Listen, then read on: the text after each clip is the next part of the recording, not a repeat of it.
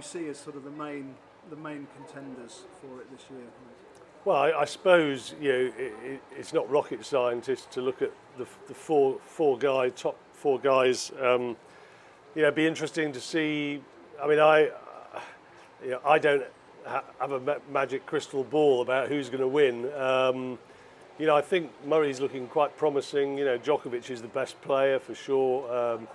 If there's a horse for a course, it's Nadal, obviously.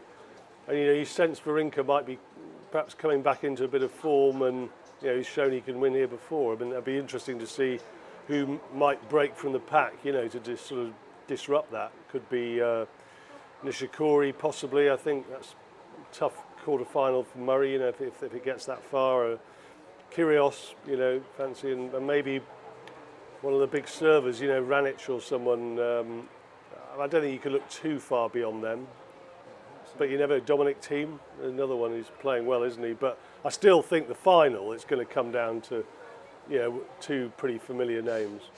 Andy Murray, he's on great form. We've seen him last year and then this year again really sort of perform brilliantly on the clay, which we hadn't seen before. Obviously, he's just won in Rome. How much do you think that's going to do for Andy's confidence coming here?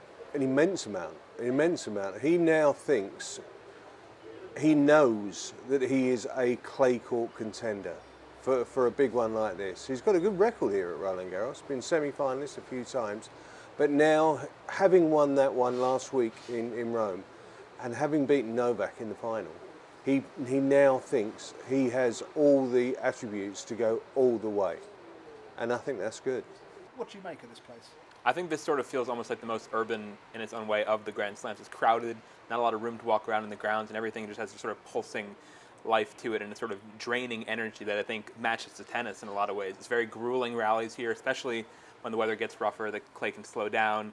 Long matches, long 5-hour matches are not at all uncommon here, and that sort of matches the characteristic of the place pretty well. It's a draining, tough city that demands a lot physically of you as a tournament.